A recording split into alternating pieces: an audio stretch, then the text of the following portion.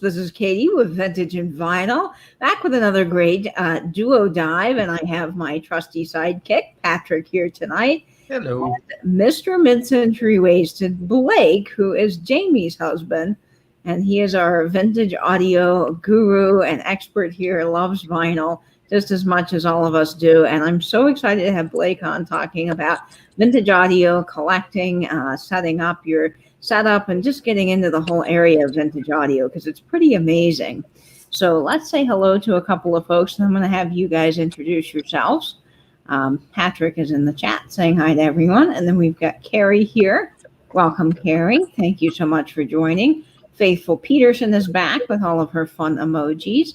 Sam is in the chat. Hello, Sam. We got Kara, the Kitschy Corner, is here. Brian from the Chicagoland area. Welcome, Brian. So glad you're here. Sherry Edwards coming back in. Welcome, Sherry. Thanks so much for joining. And Karen Radford is here. And thank you all for tuning in. And the chat jumps, so if I missed anyone, I am so sorry. Nate is coming in from New Zealand. Welcome, welcome. He's got beard envy. Beard envy there. I don't get it. I don't get beard envy, or I don't get told he has beard envy for me. So it's all for you, Blake. Yeah, Blake has a pretty cool beard. And so do you, Patrick. Both of you guys are looking. I'm working on it. I just actually found out today that within the next couple of weeks, I get to dye it again. So I will be significantly younger on air. And Daniel is tuning in from Tacky as Me. Daniel, you had a great sale today. So thanks for joining. Helen Casey is here. Welcome, welcome. So introduce yourself a little bit, Blake and Patrick. We'll start with Blake and then make the rounds and tell us who you are. Well, some of you know that I am married to Mid-Century Wasted, Jamie, and I kind of tag along with her, and I kind of have my own thing too, which is audio stuff and records and anything music. I've kind of gotten into it. If you watched the time I was on Katie's channel talking about records, it's kind of a new, not new anymore. I've been doing it for like 2 years now, but I kind of just go around and find things and I try them out. I try not to spend too much money, and then I move things on to other people that are experiencing, what I do, which is just picking up stuff. Mostly vintage stuff and trying it out for themselves. So that's kind of like what I've been liking kind of doing. It's kind of like my side gig. It kind of keeps me, it's my hobby now. Well, you've got a great hobby, Blake, because vintage audio is so exciting and there's so many different things to pick up. So we're really glad to have you. And Patrick, tell us what's going on with you. I will. First, I'll say, if you're not subscribed to Mid-Century Wasted, you should do so.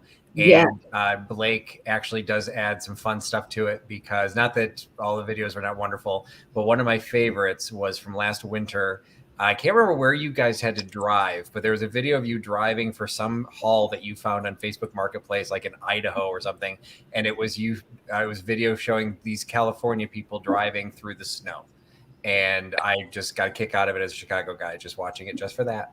And wondering if it was going to be a good enough haul. And it was, but it's definitely something fun to watch, and definitely subscribe to that channel. If you're not, I know what you're talking about. Okay. Yeah, it was in all I remember was the winter because it was snowing, and I'm looking out, seeing a foot of snow, and you had a little bit of sleet, and it was much conversation from the California people, but that's okay.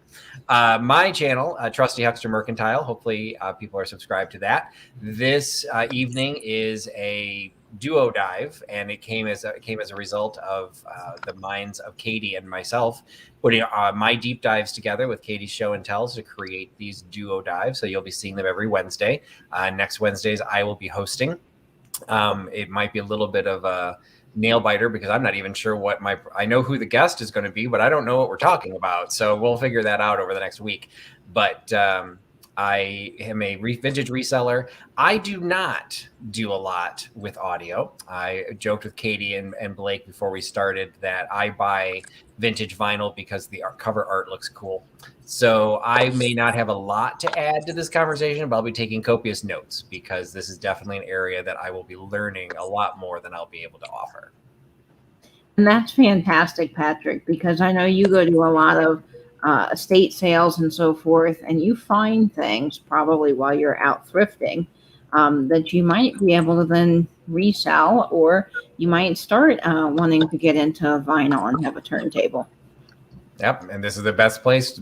Hopefully these shows are what people enjoy watching, because this is where you're going to learn some of that stuff. Absolutely. And I just put Jamie's link into the chat. So, guys, if you are not subscribed to Jamie, go subscribe. If you're not subscribed to Patrick, his link is down below in the description box. And you can find Blake on Instagram at The Real Blake Doorman. So I put his Instagram in the description box as well. So, Blake, let's get started. And can you tell us a little bit about your love for vintage audio? Why vintage audio? Why is that better than just going to Best Buy and getting a brand new turntable? Well, it's cheaper, to be honest. You could spend lots of money on new stuff, and you know, I don't think you'll see until you're spending several $1,000s. I don't think you're going to hear a difference compared to, you know, stuff you might find on the street or at estate sales or on, you know, Facebook Marketplace or anything like that. I mean, if we're listening to vinyl, well, this is the stuff that was made to listen to vinyl, you know, not like some, I mean, not necessarily some stuff you would find at like a Best Buy or something like that. Now, you can listen to vinyl with them, and when you get up into the high prices, you can find some great stuff. There's a lot of people that have a lot of really great stuff, and it's all new and stuff like that. But you know, Jamie's a vintage girl, and I'm a vintage guy, and we kind of just in the vintage stuff, and it's cheaper, to be honest. That's really what you can find this. People just give this stuff away a lot of times, and up until recently, it's kind of become hot. Now it's a hot thing to look for. So really, it comes down to price, to be honest, and it does sound good. You can get a good sound for a pretty low price in terms of comparing it to, you know, modern stuff. I think you really can get such a nice, warm, and dynamic sound from some of this vintage audio. Definitely. I actually have a question, because I'm just going to start out with the questions, because you had just said it was made to play vinyl, which that makes a lot of sense. Obviously, that's all that existed at the time these were made. Does it, though, still have the ability, if you connected it to contemporary? Can you mix and match, or will you be talking about that tonight? You probably could. I don't know what kind of result you'll get, because there's just so much difference in combinations, and really you kind of just have to find what you like, based on what kind of music you play.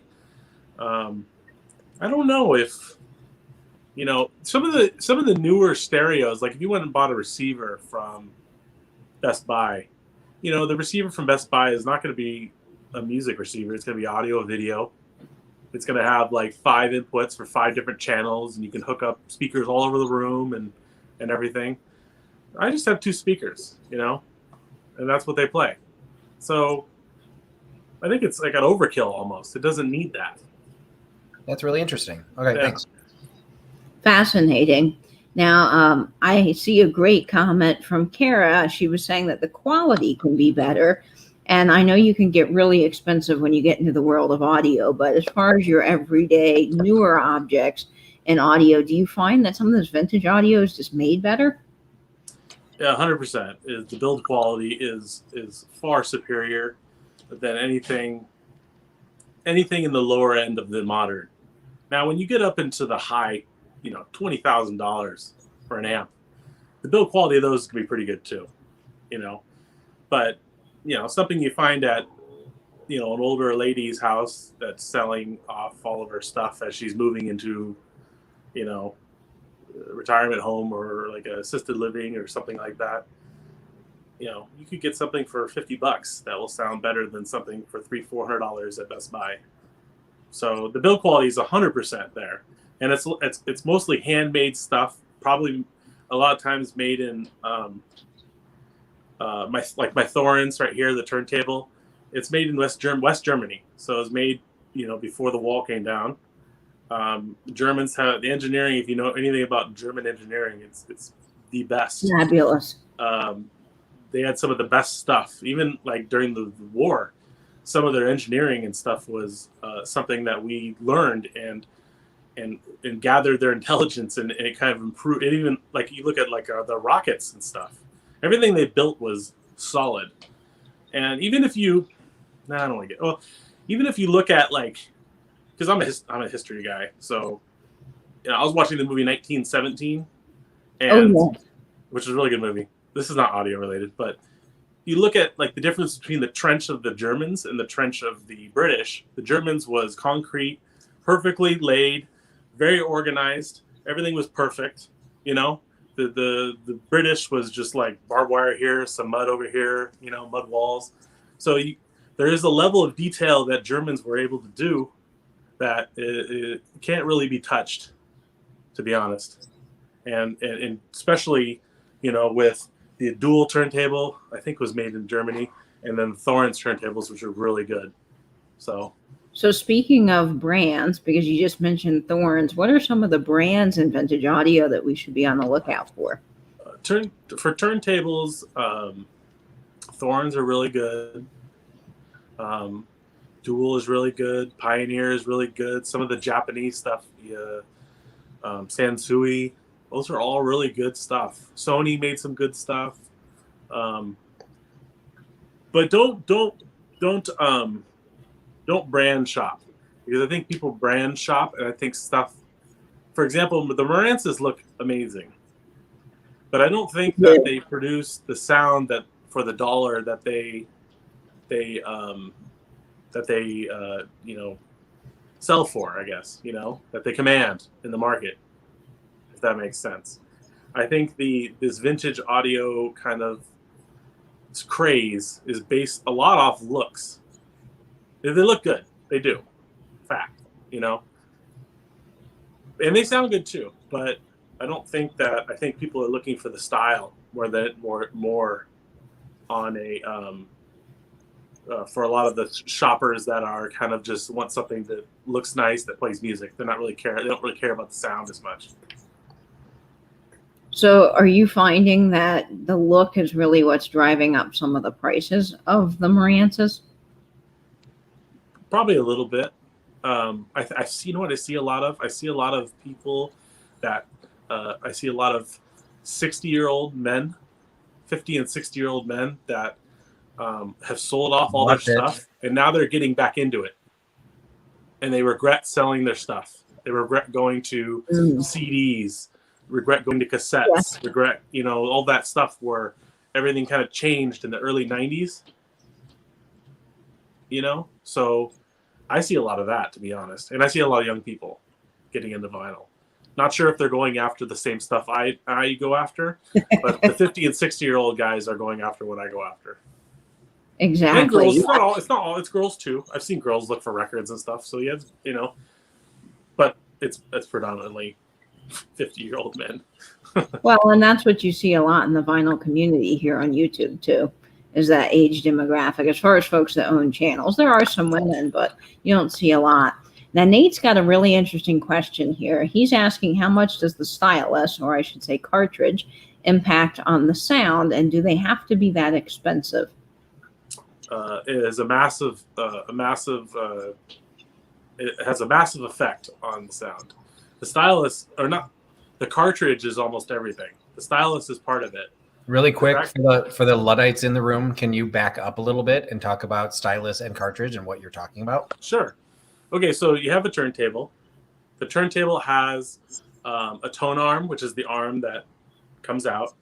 And then attached to it is a cartridge, which looks like a little box. It's really small. And then a stylus is attached to it. Okay, they're two separate things. You can switch a stylus. You probably should switch a stylus every, I don't know how many hours. Usually it's like, I don't know what they say. Is the stylus and the needle the same thing? The needles, yeah. Stylus and the needles is the same thing. Okay.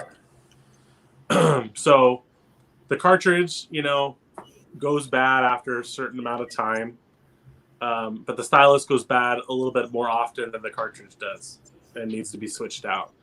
And that's one thing that I ran into. My Thorns has a cartridge on it the cartridge company, which is Shure. It's a Oh Shure yeah. V15 Mark III or Mark V. I can't remember, but they don't make the stylus anymore. So I have to get a stylus that's made by some random company overseas. You know what I mean? And honestly, it's not the greatest because it's a discontinued stylus. Um, but I'm still learning. You know, it sounds fine until I decide it doesn't, or I find something new. You know what I mean? Now, not to get too technical, we're going into this a little bit. You can't just buy any cartridge and put it on your tone arm, right? No, it does have to. You know, I don't even know where to look if I'm trying to find. What I would do is I would probably Google, you know, cartridges that fit whatever turntable I have, or you can go on. Audio Karma is a good forum to get information on music, on any audio equipment or anything like that. It's a good place to go. There's a Facebook group called Vintage Audio Enthusiasts and Technicians, where they have people that love it, and then people that work on the stuff too, that have knowledge about how to work on stuff. So, you know, there's a lot of people asking, you know, very simple questions on there that everybody knows the answers to, and there's a lot of questions that are asked on there that nobody knows, or only a few people know, or need some back and forth to find an answer for the person who's asking it. So, you know, it's you know, it's a lot. If you're willing to put in some time to dive into it, like our show, dive, right? You'll be okay. You know, that's why I don't like spending a lot of money on stuff, because you never know what kind of issue you're going to run into, and you know, if you have a low amount of money into it, then you can just have fun. You can break something, or you know, or then just get it fixed or something. You know what I mean? Exactly, because with cartridges, you can spend thousands of dollars getting a really nice cartridge, and that's just very expensive. Now, going along with spending a little bit less money, what kind of issues do you run into with this vintage audio? Well, when you know, I pick up a receiver from an estate sale or something, or like a Marantz, or after 30 years, there's capacitors on the board, on the amp board, and on the preamp phono stage board, that they dry out after a certain amount of years. They dry out and they just process signal differently, not as clear. They still sound okay, you know, like, but they're not back to like their factory level of what it sounded like probably when it was new. And so you need to take it to a technician that is able to take everything out, knows what he's doing or she's doing, and switch these capacitors out. Now the parts aren't expensive. The parts are from Japan or Indonesia or those kind of countries where they make a lot of that stuff, and then it's shipped over. It's like $60 for everything or something like that. It's under $100, I feel like. And then just labor is really what it is. The labor of the technician that knows how to do it. You're paying him for his knowledge of the skill to do it, and there's not many of them, you know, around anymore. So they kind of they can you know, set their price, and you just kind of have to pay it if you wanted to get it fixed. So that's the kind of issues I run into. The reel-to-reel player here, over here. A lot of the wheels were like dried out, you know, and so I had to use some like rubber rejuvenation chemical, which is really toxic, to get the wheels back to where they can grip. And that got really working really well. So I was able to do it, you know. There's a lot of YouTube videos that show you kind of how to do it and stuff. So now I know you're based in California, but I want to circle back onto one of the things you said, that I would expect that there are probably fewer and fewer people that are available or were trained on how to repair this equipment. Are you finding it like locally? Like, are you able to drive it, or do you have to ship things to get things repaired? I wouldn't ship anything. It's too risky. I have a guy, you know, I'm on that Facebook group, the Vintage Audio Technician and Enthusiast. And I, you know, right after I got my Marantz, the 2270 that I have in the garage that needs to go back to him to get fixed, I started talking to a gentleman that lived up in the Portland area, and he's, I said, I need to find somebody to help me. And he's like, well, my buddy, a good friend of mine, they work at Xerox together. They used to work at Xerox together. And he said he lives in Yorba Linda, which is about, 30 minutes away, not too far. And I said, okay, give him a call. And if you'd like to work on my stuff, I'd be very happy, And he said, sure. Even though he's busy, he works as the job on the side, but he also, kind of has fun in his shop. He's got all the tools and the scopes and all that stuff, the tube tester and everything in his garage, and he works on audio stuff on the side because he likes it. He likes audio stuff too. He's got a beautiful system, and he's my guy now. So I just take my stuff to him. He's very generous. I honestly, I think I overpay him. I'll bring him beer or stuff and everything, and I'll give him I had a pair of speakers that I got at a yard sale. Jamie did a video on it. It was a bunch of black-faced AdCom stuff, and it came with AudioQuest cables, which are very expensive cables, probably They are. a couple $100 cables, just cables that plug in your speakers to your amplifier. And I don't need it. They're only 3-foot long cables. I don't want it, so I'll just give it to him. He can use them, So I understand what his skill is, and I appreciate him making my stuff, working on my stuff, and making it sound great. You know what I mean? So you just kind of have to find somebody, and hopefully they're in a position like him where he's working out of his garage. He does it because he enjoys it. He's not charging an arm and a leg. So. Now, can you go to any type of audio shop, or do you have to go to specific people that just do vintage audio? It just depends. There's some shops. There's a shop out in the Inland Empire that a guy does really good work. I follow him on Instagram. He's got an actual store and a little kind of, it's like a strip mall kind of thing. He's got a little store, and he's always working on stuff. But those guys are so backed up. If I drop something off there, it'll probably be 6 months before I see it. That's wow. Okay. It's he's my guy in the here. He still has 2 of my receivers that I bought last year, and I dropped them off there. And I said, don't worry about it. It's no rush because he just gave me back my Marantz, all recapped and redone and everything. And so I said, there's no rush. Just do it whenever you get a chance. He still has it. So now I'm anxious to go back to him because I have a dual turntable. I have my Marantz outside. I have a lot of stuff for him now. But I also don't want to just drop all this stuff off and say, because I do think he's doing me a favor by spending his time, even though I'm paying him. He's still doing me a favor. I was just recommended to him. He could have said no. You know what I mean? So. And I was wondering if you can talk a little bit about some of the components that you need to actually play a record, because you talked about reel-to-reel, but that's not really something in the realm of playing records that you need. So what are all the other components? Okay, so yeah, you have your turntable, right? The turntable has RCA cables, which is a red and a white for a right channel, left channel. Sometimes they have a ground wire that you connect to the ground port on the back of the stereo or whatever you're using.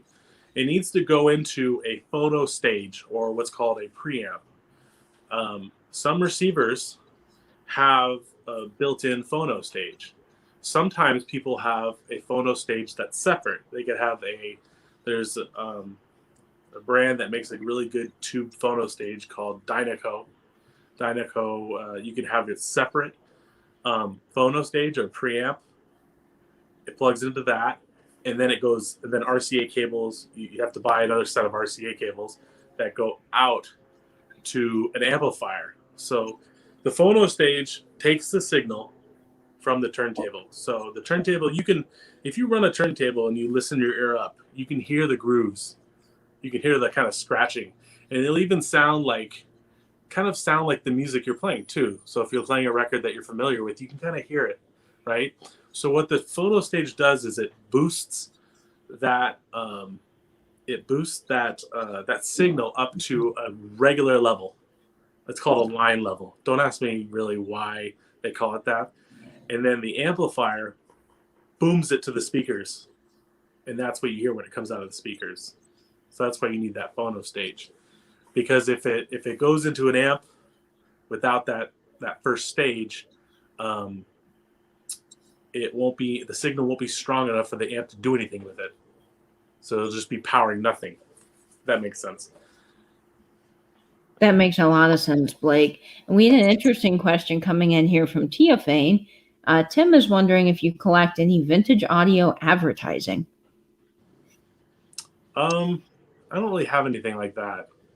I don't have anything like that. I do like when Jamie did her Sears. It was always fun to see like their audio section of the Sears catalog that she went over on Sundays. Or if she ever finds any like that, I always look for the audio stuff. It's kind of cool. It's interesting to see how much things cost back then too, like in 1975 or something like that, or even the 60s. It really is. Now, I'm so interested to find out, when we talk about vintage audio, what eras do you think are really the best eras for good vintage audio? I don't know. That's a hard question. I don't know. They're all really good. The 60s was good, but what happened was in like the 50s and in the 60s, a lot of the audio stuff was tube stuff. And then when they invented there was something that they invented that helped them. They were able to boost the power. So then they started seeing speakers like these that handle more power, and then the amps can push big speakers. I have a pair of Wharfdales here. I got you can see it down at the bottom. These Wharfdales are very good. They're very efficient, which means that they don't need a lot of power to drive the signal. And that changed. Those Wharfdales are from 1967. I think I opened the back of them and it said like the date when they were put in there. It was like September of 1967 or something like that. And I can hook up a 15 watt amp per channel amp to it, and it'll play like as loud as you want to play it, But my Pioneers here on the top, they require a little more power.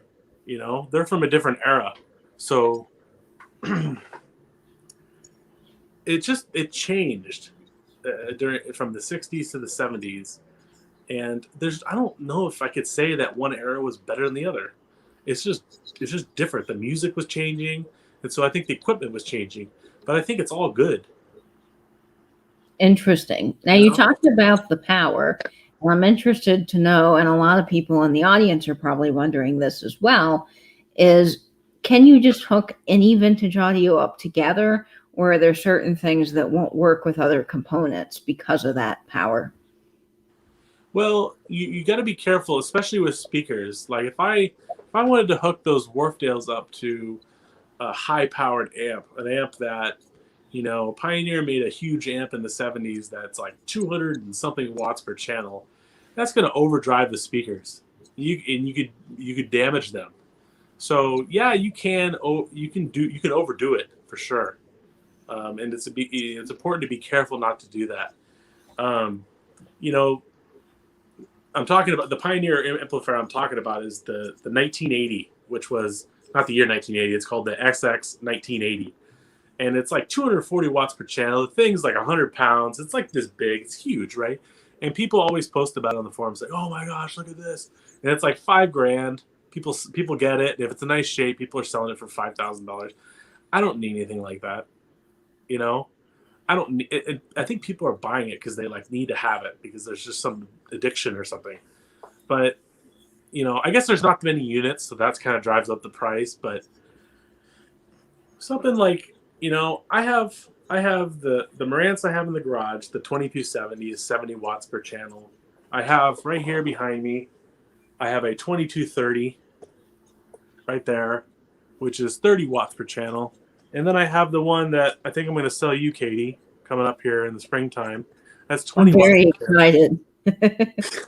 That's 20 watts per channel. And, the 30-watt amp powers my Pioneers perfectly. And honestly, I think to a point, it sounds almost better than the 2270. So it kind of just depends. Sorry, I'm trying to adjust this. It kind of just depends on, what you have and how it sounds to you. I mean, you can mix and match as much as you really want, and just try it. Chances are this is what's going to happen. You're going to get something, you're going to hook it up, you'll love it, and then eventually you'll say, "But I wonder what it would sound like with this or that or something like that," and then you'll go find that other piece, or you'll keep your eyes open, looking at estate sales, and then something will come across, and you'll say, "Oh, it's only $70. Okay, let's get that. Let's try it out." And then you love it, and then you just move the other piece on to the next owner. You know what I mean? So, being patient and trying things is great. And that really is the cool thing about audio. It's just one thing can change your sound entirely. And you can really create and curate the sound to your ears, because audio is very subjective. You could line up a bunch of people and they might listen to that same system and say it doesn't sound good to them. Yeah. I think it really does matter what you think. And you can go crazy with this stuff. You could say, "Oh, it doesn't sound like I want it to sound," and then you can just go nuts. And there's a guy on YouTube. I saw it was almost like a YouTube, almost like a news story about this guy that spent 30 years building the ultimate stereo. It's probably the most expensive personal stereo for personal use, not like some churches have these big, organ amps and stuff, but most expensive personal stereo in the world, I bet, that we've seen, right? He built a whole section of his house, and he modeled it after a Japanese opera house. Wow. It's got 30-foot ceilings. It's got vaulted away from the speakers, so it performs acoustically like an opera house. And he's got 3 15-foot high speakers. Each speaker is a bunch of little 12-inch. It's massive, and it must be. I don't know what he did in this business, but he must have been just really wealthy. And I wouldn't be surprised if he spent $20 million on everything, and of time and everything, and fabrication and everything. So, but I'm listening to him talk, and he doesn't even sound like it's perfect to him. Like it could get better. And when I heard that, I was like, you know what? It'll never be perfect for me. If it's not perfect for him after spending 15, 20 million dollars on a system, the what I have here, I've probably spent $1,000 maybe total on everything, including all the repair and everything. It's not gonna. I mean, it can only get so much better, but it sounds great, and I love it. And it's you can go into a dark place doing this if you're a perfectionist, I guess. Yeah, you can go down a real rabbit hole, as I say. But it's fun, which is I have fun doing it. Jamie, we go out together.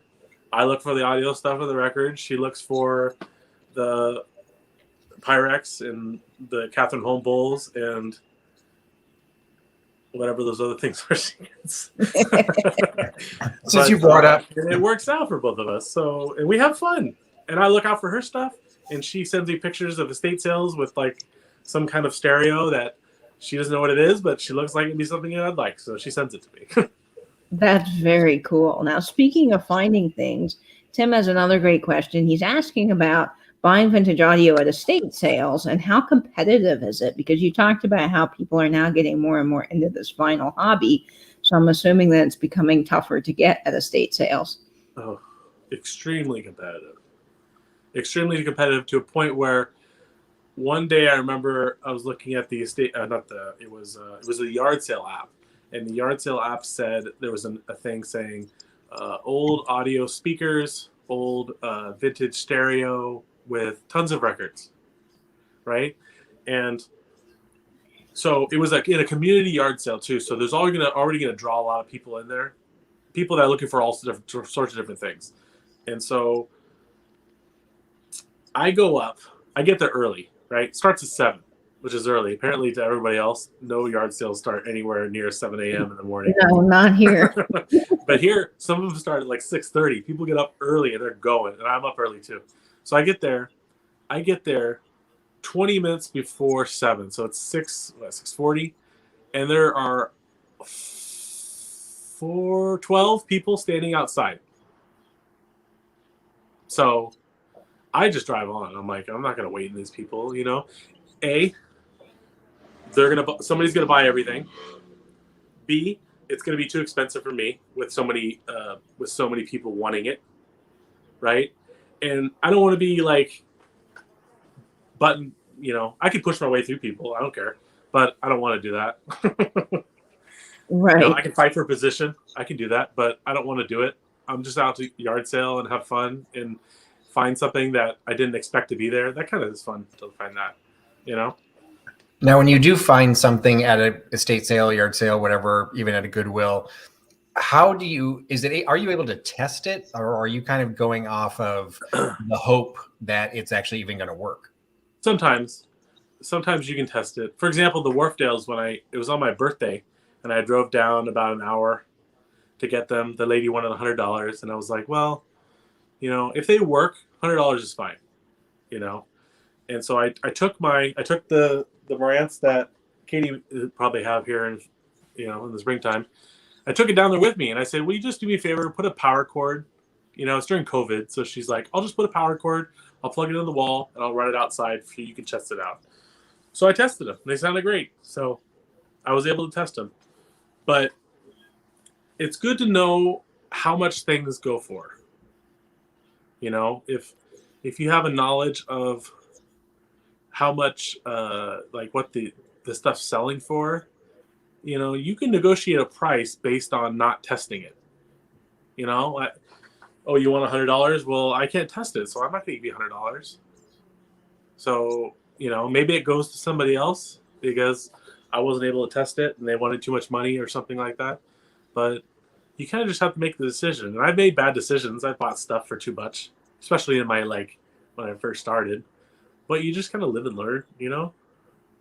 I've sold stuff and I gotten my money back for it and then some.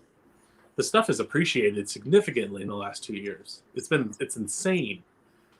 But, you know, you just kind of have to know what it is. And if they're going to ask retail prices for something or whatever the current sold eBay value is, they better, you know, have a assurance to the buyer, you know, and most people that are going to command those prices do that and do their homework and know exactly what, you know. But there's people on there that are just looking for make money and they try to sell stuff, and then stuff sits on Facebook Marketplace for weeks and nobody buys it because there's no assurance. So as far as researching values, what's really the best website or platform to get familiar with some of those values? Well, be part of that group, that vintage audio enthusiast and technicians group.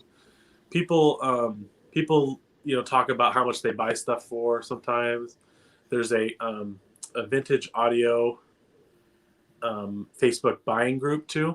That you can sell stuff through Facebook on there. That's a good place to go to find out how much people are selling things for and how much they're actually selling for too, because you can see that. But eBay is a good one.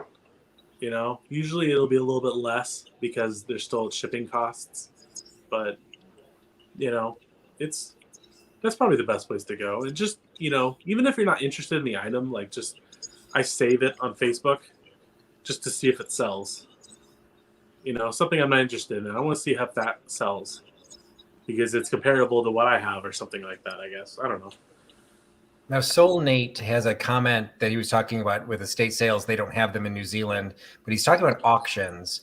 I buy from auctions all the time, but not this type of equipment. Do you find, do auction houses tend to pre-test, or is everything just like a Goodwill? Is it's sold as is, where is, and it's kind of up to you to figure out whether it's good or bad? I've never been to an auction. So I don't know. Okay, never mind. I've never been to an been official auction. here. I've seen stuff sell on Shop Goodwill, but and then there's a kind of an auction house, but they just list it online. It's kind of like an eBay, I guess. But I've never been to like the auction I think that you go to, because Jamie showed me videos of auctions in like Pennsylvania where like they're actually having a bidder and it's like storage wars, right? I've never been to anything like that. I'd love to go, but and Jamie and I've talked about it. Like, it'd be really fun to go to something like that, but I've never been. Now, buying things off of eBay, where there's a website called Reverb for vintage audio, um, is that something that's a little bit concerning? Because you mentioned earlier shipping some of these items are pretty scary. So I'm sure that there's a worry that these things get broken in transit. It's always a risk. Some things more than others. A turntable I probably wouldn't ship. Turntables are just so intricate. You know, the Thorns turntable I have is like it's got a really heavy platter. The platter needs to be wrapped separately.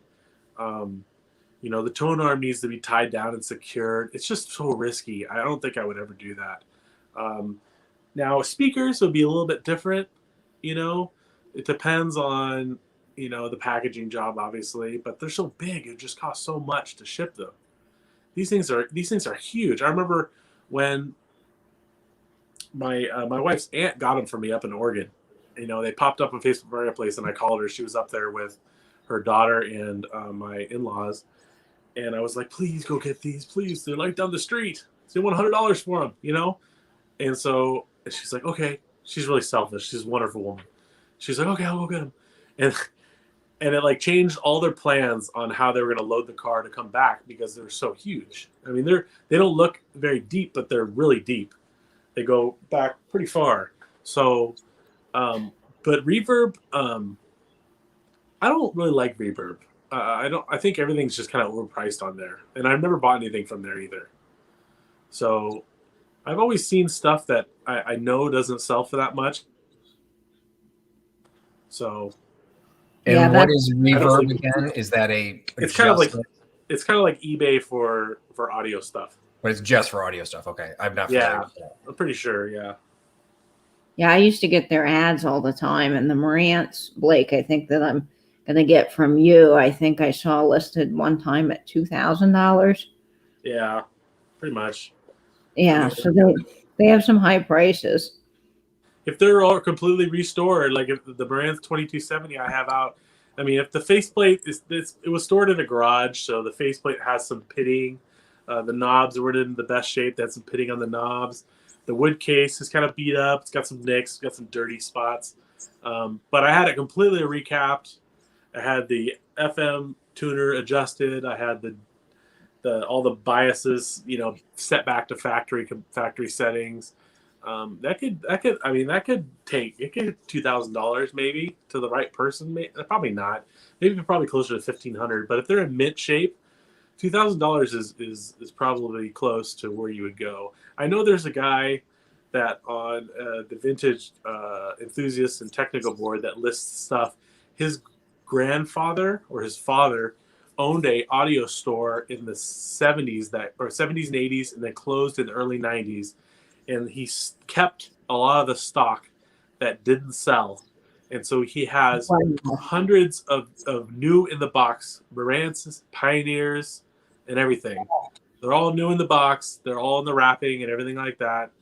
And he's selling them for just massive amounts of money, like $2,500 for a 2270 that's never been opened, has never seen the air of the day or the sunlight. You know, it's and it's mint. It's as mint as it gets, and they sell fast because they're really one of a kind. You know, I don't know how many people have stuff from the 70s, early 70s that's new in the box that's sealed too. You know, I doubt very many people. Now, you mentioned that you have a Thorns turntable, and Thorns is a great name, but I've also heard a lot of people enjoying their Techniques. So what do you think about Techniques turntables? I mean, they're good. I mean, it's Technics is I would think it used to be a sub company of Panasonic, Panasonic makes a lot of the internal parts for electronics and did a pretty good job with it over the years. I can't remember if Panasonic sold them or they bought them. I can't remember, but I'm pretty sure Technics is part of or was part of Panasonic, either was or is.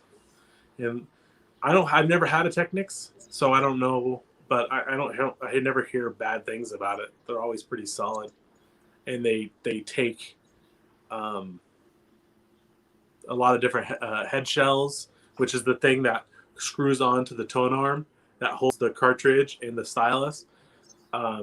Most head shells fit it. They just screw in. There's a way it kind of screws in. So I don't know, but I've never heard anybody having issues. I know some people that have them. They like them. Good. Now, Nate had a question a while back, and I've been waiting to ask this. He was wondering, can you get headphones that will give you the same quality sound as your fancy speakers? It's hard to say yes or no to that. Probably not, but it would still sound pretty good. There's a lot of things that go into speakers. The room you're in has a lot to do with it. The acoustics of the room, the positions of the speakers, that has a lot to do with it, and that can't be replicated with headphones. Also, if you look at my speakers,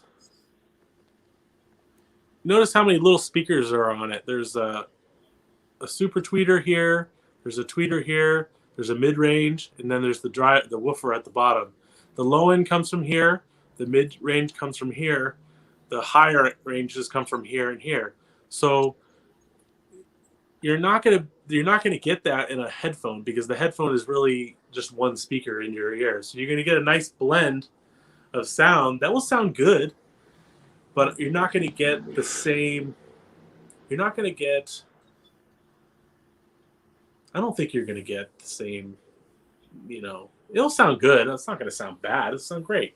And if it's Bluetooth though, that's digitizing the signal. So you probably wouldn't. That probably wouldn't do as well. But, if you're just plugging into your receiver, it'll sound good, but I don't think it'll give you the same experience, that's for sure. So can you explain just a little bit to our listeners here the difference between digital and analog and why we're going analog? Analog is the truest to what the artist wanted. And if it's a true analog, for example, it all starts with the recording process. The recording process, if it's analog, it's recorded onto tape, and then the tape is sourced to the vinyl. So you have a mastering engineer that has a big lacquer disc with a stylus that's a little bit sharper, and it cuts. So they play the tape, and it cuts a groove into this lacquer, right? And then the lacquer is sent to a production facility where it's pressed into this metal disc, and then they make mothers. They call them slaves. They make mothers that make copies of those, and then those are what presses into the vinyl that makes the grooves, right? So that's an all analog process. If it's coming from the tape, recorded onto the tape, and there's no equalization where they're changing frequencies to make it sound better. A lot of old jazz records are done that way, especially the new Blue Note Tone Poets. Some of them have some very light equalization because the recording process was so raw. It was like, a bunch of dudes in a room, and they just had microphones all over the place, and they just played, and they'd play for hours, and they just recorded it and then put it on a record, But so that process needs to be analog. And then once it gets to the record, the physical playing with the stylus and the groove, having that signal go straight to your pre-phono stage, be boosted for the amplifier, and then sent to the speakers. That's an all analog process. There's no digitization of it. And so you're getting the closest to what the artist wanted. Now I have an equalizer up here, right here, and so I do some some boosting of certain frequencies because my room is different. I got like the kitchen over here, it's open, you know. And so what happens is a lot of the low frequencies, like I can sit in my chair, the lower end will go kind of away. I can stand up and then I hear a lot of low end, you know. So what I do is I boost those up so I could hear them better while I'm sitting down in my chair.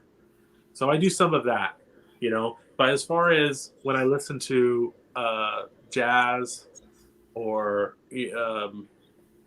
some of those Blue Note tone poets I talked about, the classic series, I bypass my equalizer and I go to my Wharfdales. So I'm getting the truest of true of what, you know, they wanted as far as that's concerned. So you're really getting, I think, in my opinion, the better sound when you go analog than digital because it's compressed and it just doesn't sound as good. Well, I mean, it's hard to say it's better, you know. If, you know, the equalization does help, you know, it helps in certain aspects, but, you know, I don't want to say it's better. You can use your equalizer to boost and lower and still it'll sound really good. But, you know, for some reason with the jazz, because it was recorded that way, I just choose to stick with the with the original representation. And it's so good because acoustic sound instruments, where they're recording them the way they did, it sounds so good that it doesn't really even need it. You know what I mean? Right. I know. I know one of the things I've learned from listening to Katie's channel and what she's talked about audio is that if you have poor equipment, it can make even the best recordings and the best sound bad. Is the opposite true? Could you have something that maybe is a later press or not the highest recording quality? Can a really high-end audio system compensate for a poor raw material, or is it all based on how it was initially recorded? It has a lot to do with how it was originally recorded. There's a lot of stuff that sounds like crap. You know, I have some REO Speedwagon stuff that's not really good. I found it at like a yard sale or something. And honestly, I threw it into a bin where it's like to get rid of, you know. And I'm going to start thinning stuff out because I do have a lot of stuff that I collected when I first started getting into this before my system was better that, you know, I picked up at a yard sale, but it really doesn't sound very good. And, you know, if you follow, there's a guy in Phoenix that owns a record store. His name is Mike, and he owns a record store called the In Groove. Oh, I love his channel. His system is like hundreds of thousands of dollars. He's got the Wilson Alex speakers, you know, he's got everything, you know. It's fun to watch his stuff because he shows it off and it's incredible. And he has shootout videos where he goes over the best pressings of certain records. And one he was showing Sgt. Pepper's Lonely Hearts Club Band, right? The Beatles record. And he's like, last time I checked on Discogs, which is a website where it's like a catalog of all media. So tapes, CDs, records, whatever, everything. Last time I checked on Discogs, there were 120 variations of this record, and most of them sound like crap. And that's how he started his video. And I hate to say it, but I don't have this $100,000 system, but some of it doesn't sound very good, especially a lot of the stuff Capitol did when a lot of the stuff on the Apple label was great. Yeah, Apple and the label. Parlophone and all that stuff was great. The Capitol stuff, when it came here, Capitol just wanted to make money, and I think they skimped on some things. You know, especially a lot of the reissues are on the Capitol label, and it, you know, some of it doesn't sound very good. You know, and even their stereo, like the Beatles in mono is really good. The Beatles in stereo is not as good. Some of it, at least. And I can't tell you which ones. You know, that's not. I don't know that much about it, but you know, stereo was kind of a gimmick back then too. So it's kind of like something like, you know, Beatles would record an album, and it would take them a few days to record it, and it would take like a whole day to mix it and make little adjustments and stuff, and then to mix the stereo, the Beatles had left, and the recording engineer would just mix the stereo version in like an hour, and then send it off, to where it was supposed to go, and it's not very good. And I think that the stereo version of that isn't very good. And I have a mono and I have a stereo, and I can tell the mono is much better. But the record, back to what I was talking about. Okay, the the recording is everything. A good stereo can tell a crappy recording pretty quickly. Mm-hmm. And people are starting to wise up to this, and that's why these Blue Note Tone Poets, the Blue Note Classic Series, that's why those things are flying off the shelves, and they're having trouble even repressing them and getting them into the hands of people that want them. The latest releases, the Kenny Burrell Midnight Blue and the Grant Green Idle Moments, I had it pre-ordered from the In-Groove, Mike in the In-Groove, pre-ordered, and he didn't have enough. And so I still have my pre-order. I still paid for it. So I just have to wait until they repress them and send them out to him, which could be 6 months. Because the pressing plants are backed up too. So there is that. Yeah. Yeah. And so the recording is everything. I mean, to a certain extent, yes. I mean, I notice, and this gets into more of vinyl, but I do notice a lot of recordings coming out for a lot of the record store days. You see them in Barnes & Noble, and the music, the source of it is actually digital, and they're putting it on the vinyl. And that, to me, is just, it's like, why? True. You might as well have the CD, because it literally won't be any different than the CD. Mm-hmm. And I've been picking up some CDs now every now and then. I got the Adcom CD player, and I've been picking up a lot of 90s stuff that I used to listen to when I was a kid and all that. And sometimes, some of that stuff, like, for example, Nirvana's Nevermind, that was recorded analog. And so you can find a good vinyl. There was the actual one, it's in print right now. It might be out of stock everywhere, but it's in print. Was mastered by Bernie Grundman, who was like one of the best recording engineers, mastering vinyl mastering engineers alive today. He's getting older, but that copy is like I think Mike, he did a shootout of it. Mike at the In-Groove, he said it was the second best copy of that record, other than the first one, the first original, which is thousands of dollars, like original good shape Nirvana Nevermind from 1990, whatever, 91, 92 is like thousands of dollars. But you can get one now for $30 or $27 or $24. That's all analog, done by Bernie Grundman, and it's the second best sounding copy they can do. But a lot of that stuff was recorded digitally. Not everything, then they started doing a lot of stuff with digital. So there's not really a good reason to buy some vinyl records from that era, I guess. Mm-hmm. I agree. But record companies, like you said, that are making digital, they're doing it with old, for example, the Led Zeppelin reissues.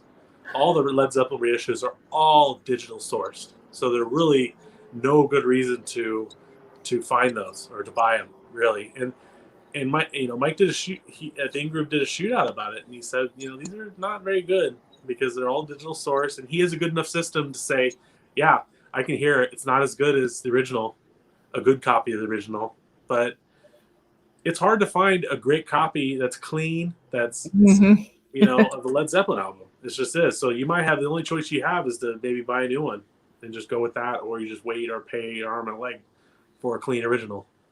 Exactly.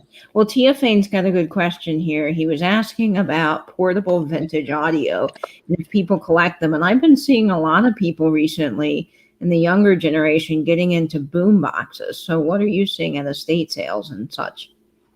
I mean, yeah, boom boxes I don't know anything about boom boxes, but they're definitely collectible. That's for sure. I see them on Facebook Marketplace and stuff, and they go for a lot. People buy them, people collect them. I certainly don't know anything about them. Now, as we wrap up here, because we're getting to the top of the hour, I was hoping you could give us just a quick tour of your audio setup and what you have behind you, because there's a lot of great eye candy. Okay, so I'm going to try to do this and not shake you guys around too much. All right. So I have these speakers up here Am I shaking it too much? Hopefully not. We can All right. see it with Blake. You're good. These speakers right here are Pioneer HPM 100s. These are the gentleman that made these used to work for JBL. I forget his name, but he left JBL and made these, and these compete with the JBL L100 speakers, which are considered the best rock speakers ever. And so, but they're really good, and they sell for a lot of money on secondary markets. And I was able to find a pair for pretty cheap, so I was pretty lucky about that. Here's my this is my Thorens TD 150. What a beaut. MK2. I love the tone arm of this is beautiful. If you look at the weight, it looks like something out of like 2001: A Space Odyssey. It's got little like a ball, and it's got these little screws and stuff. It's pretty cool. I'll try to see if you can see it. That is really cool. And it's a nice solid tone arm. Right. And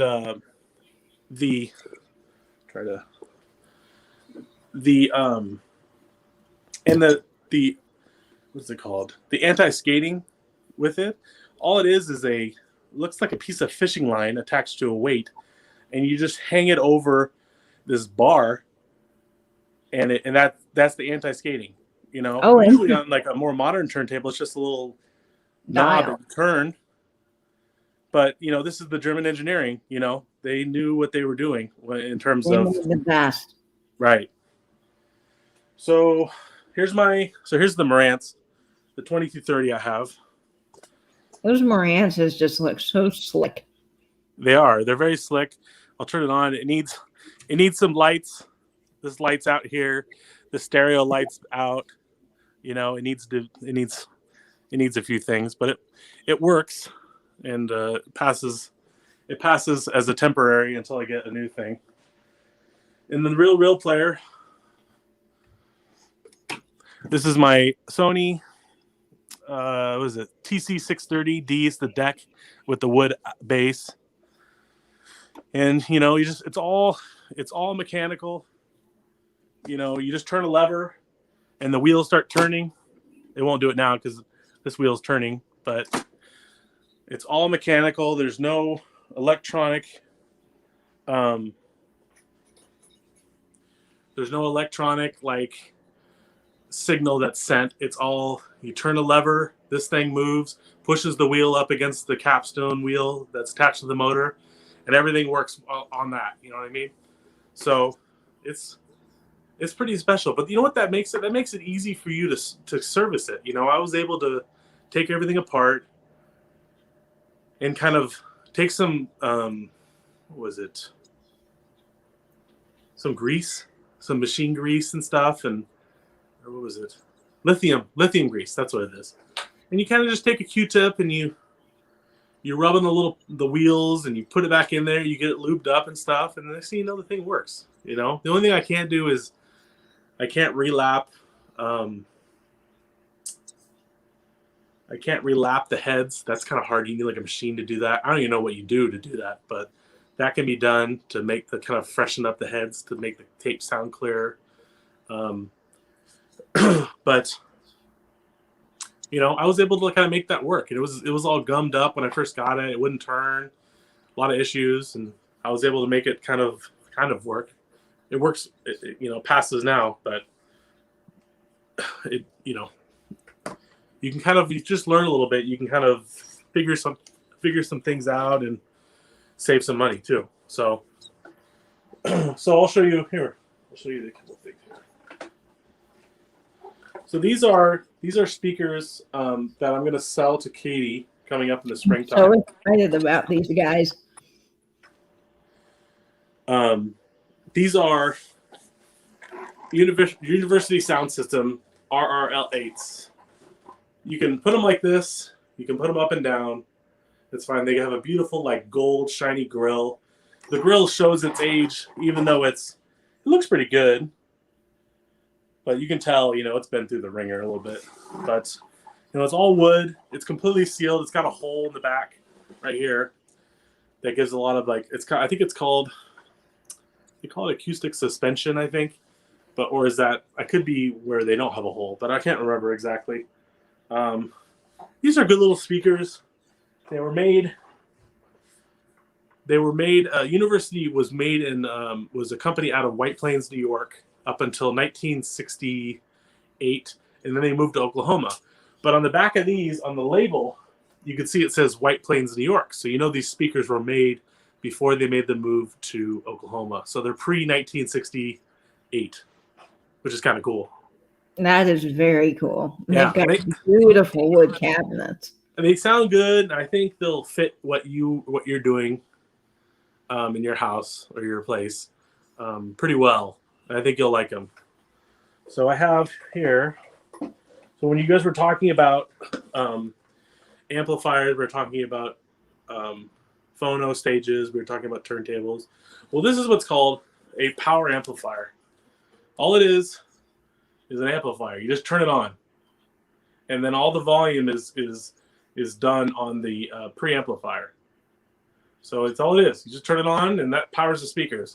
It's got a heavy-duty heat sink on the back, and it's got inputs. This is upside down, but it's got inputs right here for the speakers. So it's got a right for red, left for or red positive, and then black for negative. And it's got a fuse on both sides, so if there's some issue, it'll blow the fuse and won't ruin your amp. But I got that at a yard sale. It was completely. I got it for $40. I could probably sell it for like $200. It's in decent shape. It was covered in nicotine stains because I think it was in a smoking household. And so I cleaned it up. I spent like an hour or two kind of cleaning it up, and it was disgusting.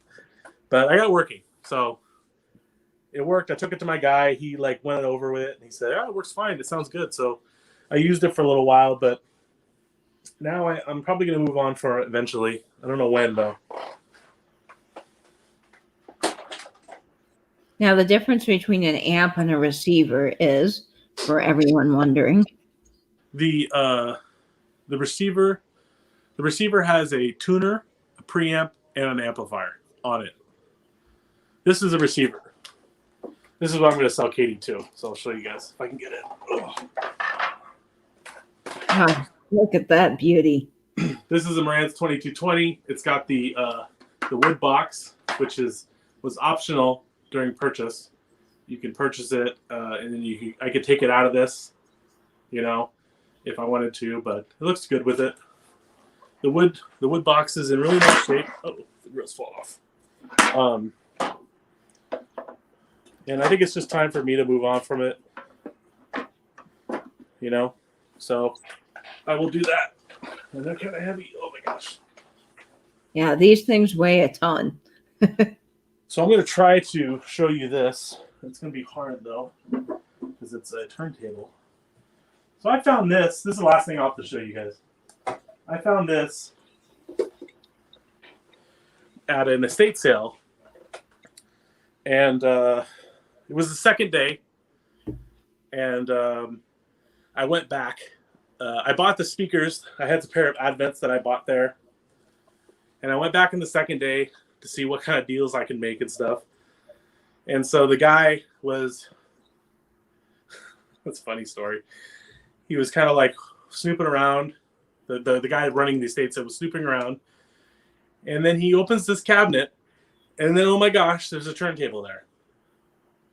And the turntable is like this. This is a dual 1219 dual. It's probably one of the best that dual ever made. I mean, it is wonderful. It's all automatic. So you just push the lever or you switch the lever to start. And then the thing kind of just does its work. The tone arm spins. It'll bring the lever over, drop it on the record right where it needs to drop. And then when it's done, it pops the stylus up, moves it back over to its resting spot. So it's fully automatic. But it needs some lubrication and stuff. And I'm not comfortable. It's in such nice shape. I don't want to mess around with it. So I'm going to take it to my tech. And you can see these, I believe dual was made in Germany, but you can see the machine. Wow. trying not to. You kind of see how complex the engineering was on the back of these things. And it's got a nice solid plinth, which is the Sure. wood bottom there for everyone wondering. Yeah, and I was really excited about it when I saw it. I was like, "Oh my gosh, I want to buy that." I didn't act like that. I'm like, "Oh, it's a turntable," like trying to play it down. And then all these hawks started like snooping around. They're like, "Oh, it's a turntable." I'm like, "I'm buying it. Forget you. Go away. I'm buying it."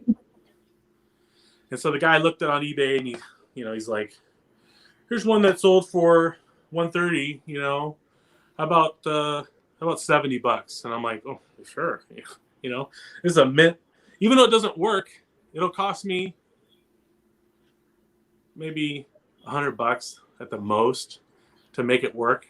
I don't think it needs any parts. I think it just needs somebody that knows what they're doing to put some lube on a certain couple joints, and the thing it might cost $20 to fix. Could. That's an easy fix. Yeah. And so if that's the case, in this shape, these things sell for lots of money. And so I don't think I'm going to get rid of it, though. I don't know what I'm going to do. I was talking earlier about I made this big purchase out in Missouri. I got a Sansui amp, and I got the tuner, and I got 2 reel players, and then I got another Thorns turntable, just like the one I have. But the thing is the lettering has not been faded away. It's almost mint condition based on how it looks. And the guy that is selling it to me even said that it had a couple stabilizer pads under the platter, which could indicate that it was serviced at one point and then it was never taken and started back up again. So I don't know, but I got a really good deal on all of it. It's way over the value of it, way over what I spent on it. So, I think part of it was I wanted to buy it, but I also wanted to go on a road trip with Jamie. So I hope everything works out. Jamie and I can do something that we always loved to do before we had kids and stuff. So it'll be fun. And hopefully we can get together with everybody out that way too, like Fat Bird Finds, and we'll see you out there. If you That would be wonderful. Absolutely. Yeah. So that's kind of all. That's kind of all I have to show. Well, thank you, Blake, so much for being on tonight and talking about audio. And I'm sure if you have any questions, guys, you can always reach out to Blake over on Instagram if you're looking at buying some of this vintage audio. But it definitely is just amazing value for quality. And real quick, if you want to compare some of the prices, that we discussed and how much I spent for some of the stuff that I've mentioned, you can go on. This is the Music Direct catalog. They'll send this out to you if you sign up for it. But you can also go online and just look at how much this stuff costs. These new, there's a section of Macintosh here. There's Macintosh integrated amplifier, $5,500. 2 new tube preamps. Here's one for $40,000. Yeah, Wow. you can get It's really insanity. And when you're, sorry to interrupt, but when you're comparing like something that you buy, Jamie's texting me telling me wrap it up. I'm just kids need to go to bed. But when you're comparing how much you spend for something vintage and how much it'll cost to restore to factory settings, with new caps and everything, I mean, it cost me $350 to get fully recapped on that Rance out there. It cost me $300 to buy it, so I'm $600 into it. I mean, that beats $40,000, right? Yeah. $40,000 probably sounds pretty good, but you're gonna have to buy $40,000 speakers. You're gonna have to buy a $40,000 turntable. You're gonna have to buy, a $5,000 cartridge with stylus. You're gonna have to put audio acoustic pads all over your corners and everything, so the sound bounces off right. So not to mention those $8,000 cables. I'm out at that point. You know what I mean? I'm out. I'm just a teacher. I don't.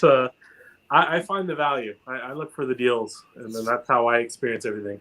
And it's worked out okay since then. So Well, thank you so much, Blake. This has been absolutely fascinating and a delight getting to talk audio with you. Thank you so much for being on tonight. Now, folks, if you're not subscribed to Jamie over at Mid-Century Wasted and following Blake at The Real Blake Doorman on Instagram, please make sure you do so. And then, of course, Patrick, Trusty Huckster Mercantile, who's my sidekick in the Duo Dives.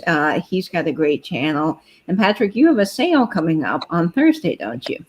Yes. So tomorrow night, 8 p.m. Eastern on the Trusty Huckster Mercantile channel is my standard live sale. And so that will be happening tomorrow night. And on Sunday, Katie and I will return along with Soul Nate, who happened to be in the chat tonight, for a Tales from the Triptych that I will be driving also on my channel. So the Trusty Huckster Mercantile channel, and that will be on Rookwood Pottery. So I'm very excited about another Tales from the Triptych. Again, that's going to be this coming Sunday on Patrick's channel at 8 o'clock Eastern. So make sure you stay tuned for that, of course, for the live sale. And Blake, do you guys have anything going on at Mid-Century Wasted or on your own personal Instagram? I don't know. I don't know what Jamie has on deck for her channel, but I'm sure she'll have something for this weekend. I don't know. I don't think we're doing anything. You know, the son plays soccer now, so we have soccer games on Saturday, and it has picture day on Sunday. So we're in that mode now. And then I'm coaching football at my high school, so Jamie's been very selfless on kind of putting a lot of her stuff on hold so I can coach and be a part of my school that I teach at. You know, so once that's over, and like I think a couple days before Halloween, she'll be back. Putting more stuff more often on her channel. So thank you, honey. Wonderful. Well, that is so exciting. A mystery box of turtles is in your next video. There we go. Very fun, Jamie. I'm looking forward to that.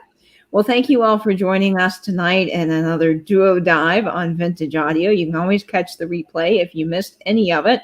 And of course, reach out to all of us in the description box. We'll have all of our links so you can go follow us and talk to us there. And I hope, as always, folks, that you will stay safe, and bend YouTube.